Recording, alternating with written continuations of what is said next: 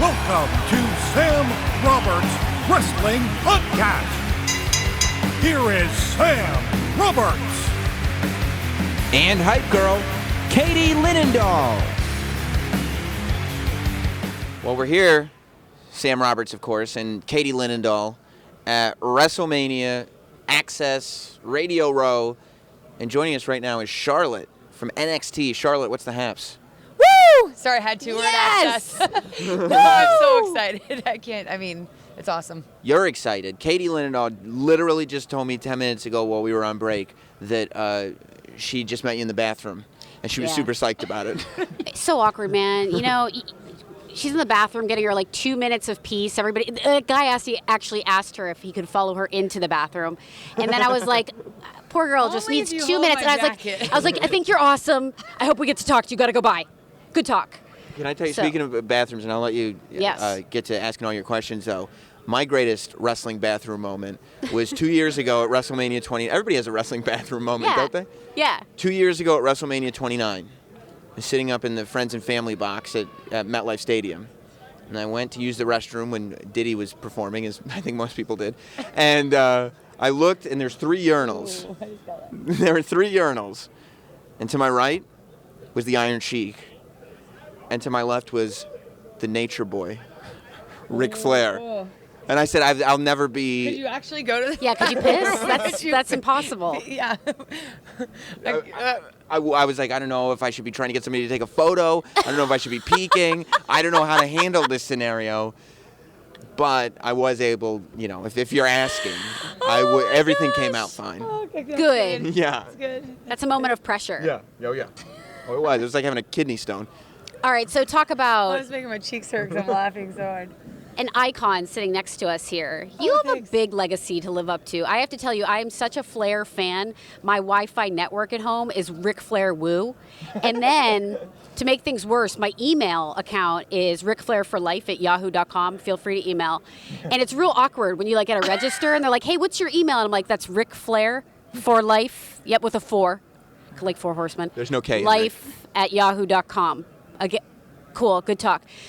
So when I first saw you in NXT, I have to say, and I've went on Countdown, now the list, and I said on the record, seeing you perform against Natalya, I had chills as a hardcore wrestling fan. I said it was the best female match that I have ever seen.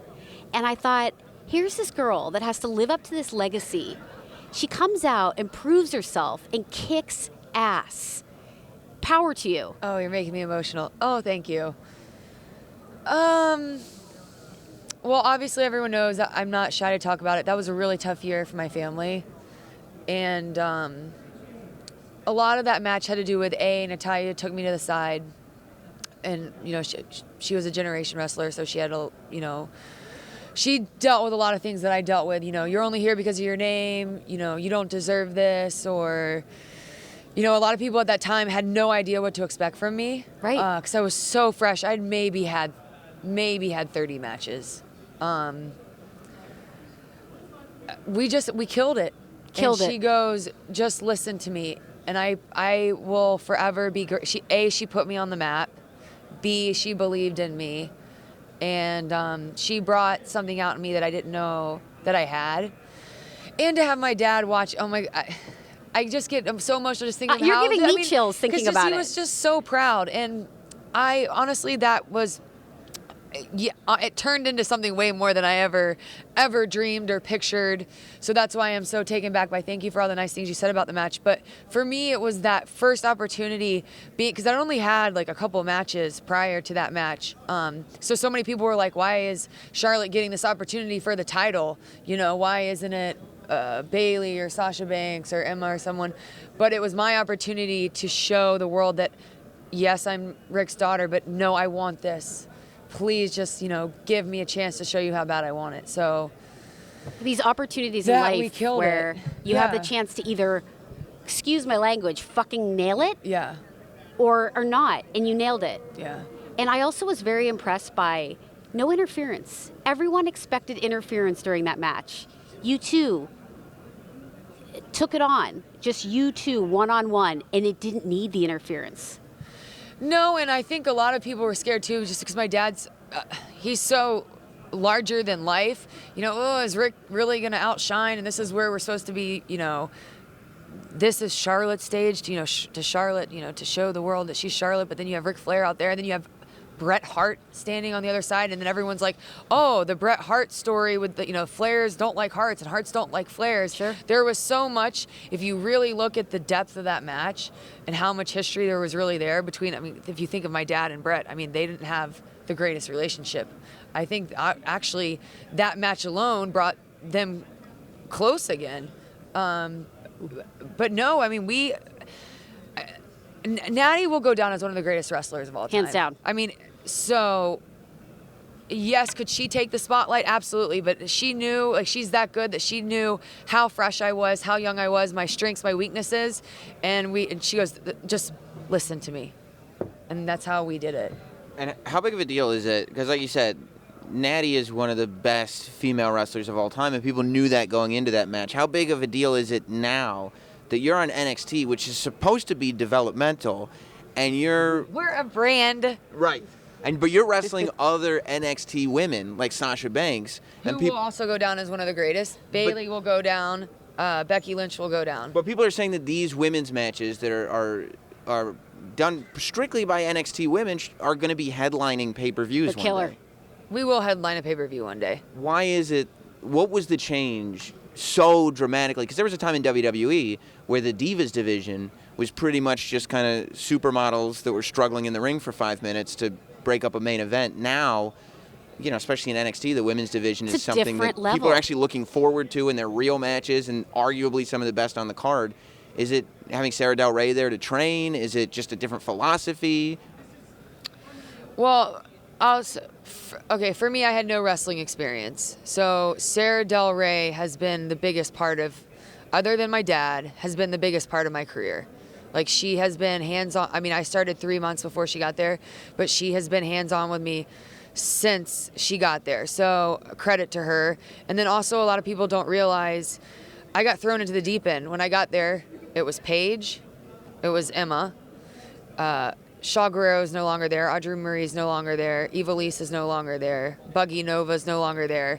But these were all indie talents that did exceptionally well on the independents. Then Sasha Banks came in. Then Bailey came in. Then Becky Lynch came in. Here's me. And I'm like, well, either I'm going to sit on the sidelines and cry about it, or I'm going to get better with them. Mm-hmm. So having to be able to practice with all these girls that they did bring in that had done so well on the independents is,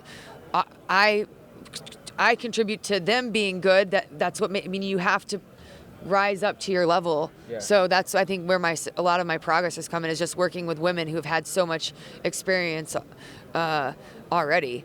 And then I don't think one day they said, oh, hey, let's give divas a chance. I think it started with Paige and Emma at Arrival. They had one of the best matches on the card. So then they said, okay, let's give them another chance. Let's give them another chance. And every single time they've given the girls who are supposed to be in that storyline next a chance, we kill it. So that's why we've earned their trust, and that's why they give us time. Not because, oh, hey, let's give them. No, it's because we've earned it. Right. How, what's it like growing up with Ric Flair as a dad? Like when you're turning on TV and you're like, okay, let's watch what Dad's up to, and he's dropping elbows on his pants. Like, how does that get explained away the next day in school? It doesn't. It doesn't. It doesn't. Well, okay, I'm from Charlotte, North Carolina. So, Horseman country. Yes. But no, Charlotte was a lot smaller. Like now it's a bigger city, but Charlotte was so small, and I went to the same little private school, so everyone was used to my dad. Everyone was used to me. So they kind of knew. He's like, yeah, that's what he does. I mean, my dad tells the story to everyone, but like Macho Man was show and tell with me one year. What? Hold on, stop there. WCW. Macho Man, like I brought a Macho Man toy. He did it as a favor for my dad because he was promoting his Gold's gyms. Macho flew in. He came to my dad's gym. Then he stopped and went to my school. Then we went to my house, and he pushed my dad. She was our cleaning lady, but she was my nanny too. Uh-huh. Pushed her in the pool, but I had like puppy surprise. You know, a couple Furbies. She has the Macho Man. I know, but I took it for granted because I wasn't really into wrestling growing up. I mean, I was into my dad, and I'd come to the shows, and he took me everywhere. But how I view this business now is not. I wish I appreciated it all throughout the years as it was in its Absolutely. prime as I do Right. now. And I sound like a plug right now, but I watch the network so much because there was so much history that I'm like learning about now. And me and my husband will show me his favorite matches. So yeah. So back then he was just, oh, I'm bringing a strange man in a sequined cowboy hat. Macho Man, but I wasn't like, this is Macho Man Randy Savage. Arguably the greatest of all time. Yeah, like I didn't like, oh, this is, no, it was, my dad was already at the height of his career. Some would say, on the way down when I was born. Mm-hmm. So Did you grow up quiet, or the entertainer was always innately in you? that was never in me. When did that come out? Because it's interesting After to my hear match that. with Natty. Oh, Wow. Well, because I played sports and I was the tomboy. Mm-hmm. Like, obviously, if you look at old pictures of me even starting at FCW, I had to learn how to do my makeup. I was like, oh, there's extensions. Like, there was this whole new world because I was used to oh, let's put the hair in the ponytail, spandex, and tennis shoes. Like, no, I mean, my dad never put he wanted his sons to wrestle, but no, I was very much like that girl next door athlete, and that was all I ever wanted to be. I always wanted to play volleyball in college, and I did that. did he have a hesitation with you entering the business? Absolutely. Not everyone's like, oh, are you worried about her getting hurt? No, because ever since the moment I could walk, he had me with a personal trainer. He was relentless with me. No, you're playing this sport. No, you're playing this sport. No, we can't go on family vacation until you go to this camp. So no, it wasn't. It was just more or less because I had never wanted to be a wrestler, and he was kind of like, well, if you're gonna do this, you got to do it because you want to be the best. Don't disappoint me. Oh, And whoa, I that's think- intense. Well, That's pressure. Well, it's pressure too, and it's such a big opportunity, and everyone respects him, and he's like, Yeah. you don't want to be like, oh, there's Ric Flair's daughter who just made an ass out of herself, and that's what I take to heart so much is no, yes. Do you feel like you I've- broke that barrier after that match? You With felt Natty, like I do. I No, own it. I think I'll always stick with me. I don't think I'll ever fall out of his shadow. But the okay is now I'm okay walking in his shadow and okay in my skin. As before, I was like, do I woo? Do I not woo? Right. Is this okay? Am I gonna get critiqued for this? So now it's just okay. When did you find out or realize that you have to learn how to cut a promo? Oh God, that was another hard thing. I was like, oh, I could be an athlete, Right. But understanding I don't think that came into. So I had 2.5 years in developmental. The first year was just learning to run the ropes and not having your thinking cap on while doing it. Then understanding character and understanding why you do something and the psychology of it. Because most people think oh, you just get it. No, I mean it is an art. Some people will practice their whole lives and just not connect, but.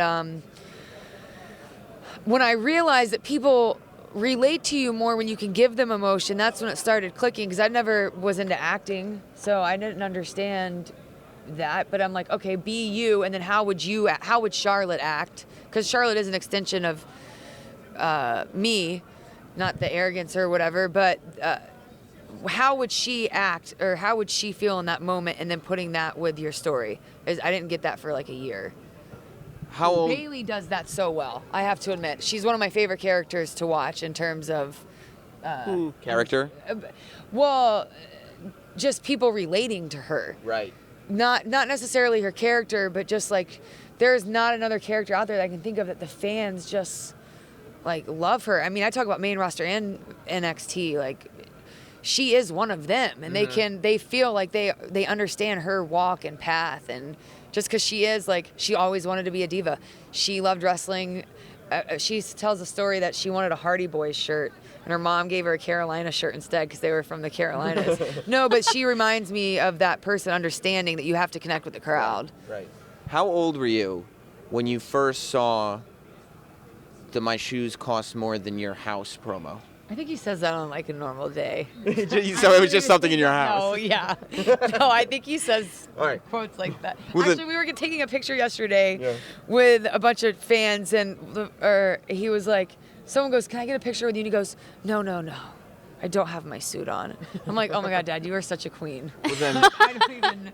how old were you when the realization kicked in that he wasn't talking about the ride, Space Mountain? I was trying not to think about it. I don't know. People make references to Space Mountain all the time. I'm just like, oh, whatever. I don't know. He likes Disney. What are you going to do? Yeah. It's just funny that he actually came up with that. It's more intriguing to me. Like, why that ride? Like, it's just ridiculous. Like good. the vortex at Carowinds is stand up. I don't know. I don't know. It is absurd. It's absurd. Switching gears. Ric Charlotte, Flair promos. NXT. Hey, can't blame you there. NXT. When do we see you? WWE. Main roster. Is that something you even want? Like, Yeah. is that the next move, or are you sitting there going, well, like you said, NXT is a brand now, and I kind of want to stay here for a while?